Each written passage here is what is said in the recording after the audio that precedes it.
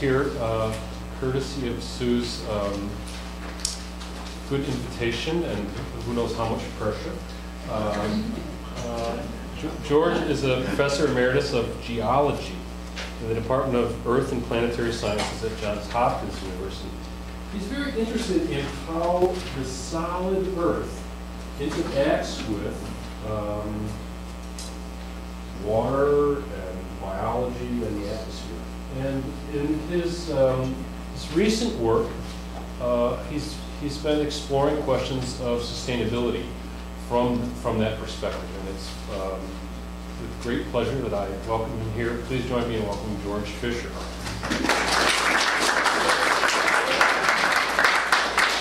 Thank you.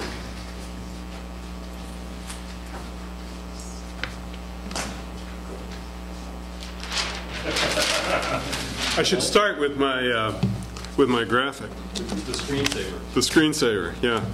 I should also add, I am a geologist. I spent 40 years teaching geology at Hopkins. I got interested in the question of sustainability, and I began to think and dream that the religious community could play an important part in the religious conversion that I think the world has to come to, using religion in the large sense, the broad sense, the general sense there. And at most universities here, for example, I probably would have gone over to the religious studies department and found someone to co-teach a course with me. Well, Johns Hopkins doesn't have a religious studies department. So I decided, well, if I'm going to do this, I need to do it right. And so I went to divinity school and got a degree at a Catholic seminary in Maryland. And so I've been trying to put the two together kind of myself. And I can't tell you how happy I am to be in a community where that's happening, and how happy I am to follow Ken. Because in a sense, this is Ken, what you're going to hear here is Ken Part 2. But instead of reading the text through the eye of a biblical scholar who's familiar with Hebrew, you'll be hearing my interpretation of the text through the eyes of a geologist who's familiar with the signs of the soil, the way the earth works, and who's trying to pick up on the hints that are not explicit in the text, but underlie the text. All of that said, my perspective is pretty straightforward. It seems to me that the task of learning to live sustainably is the defining task of the 21st century. And it seems to me that our response to that challenge is going to define the patterns of human life, and given our dominant position in the terrestrial ecosystem, is probably going to determine the patterns of all life on Earth for generations, and perhaps, given the irreversibility of some things, for forever. And I'm struck by the fact that I've recently seen 3 books that approach exactly that challenge from 3 totally different perspectives. One is by Gus Speth, who's an environmental scientist that heads Yale's School of Environmental Studies. One is by Jeffrey Sachs, an economist who heads Columbia's Earth Institute. One is by Brian McLaren, an evangelical pastor whom I know from the Washington, D.C. area. The books, as you would expect, given those different perspectives, the books differ in a lot of respects, but in many cases they come to surprisingly similar conclusions, which McLaren captures in the title of his most recent book, Everything Must Change. And he means everything.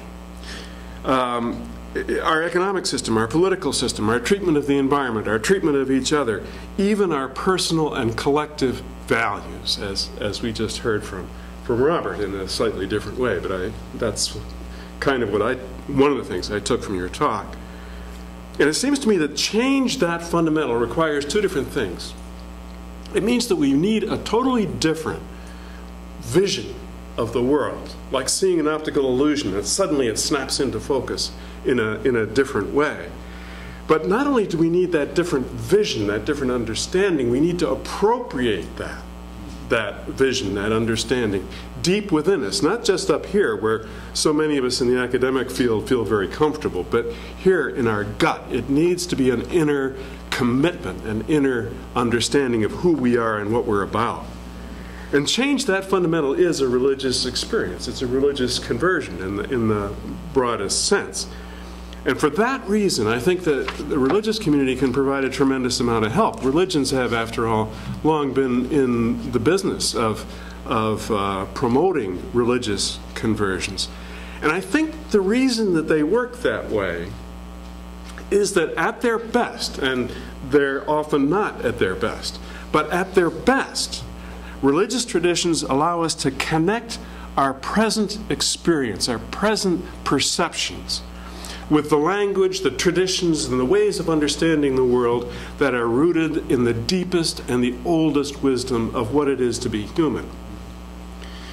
And my plan this afternoon is basically to just run through some resources from the Jewish and Christian traditions that I think offer a really helpful context for reflecting on how we might learn to live sustainably.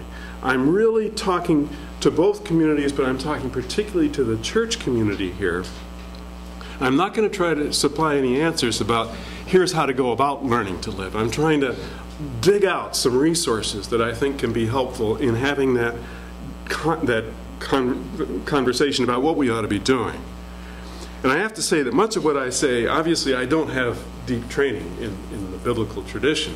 And much of what I have to say is really grounded in the work of Walter Brueggemann in particular, and Norman Hobble secondarily. And I'm especially grateful to Brueggemann for the very substantial amount of time he's been giving to me in conversation to help me clarify some of these ideas. In a way, this whole line of thought goes back to a book that he wrote 30 years ago, in which he pointed out that this topic of land and of how humans relate to the land is one of the central themes of the whole Bible. It surfaces, well, obviously in the creation stories at the very beginning, but in the main narrative sections of the Bible, it surfaces in Abram's quest for a new land. It's one of the central issues behind the Exodus and the exile, which was the loss of the land.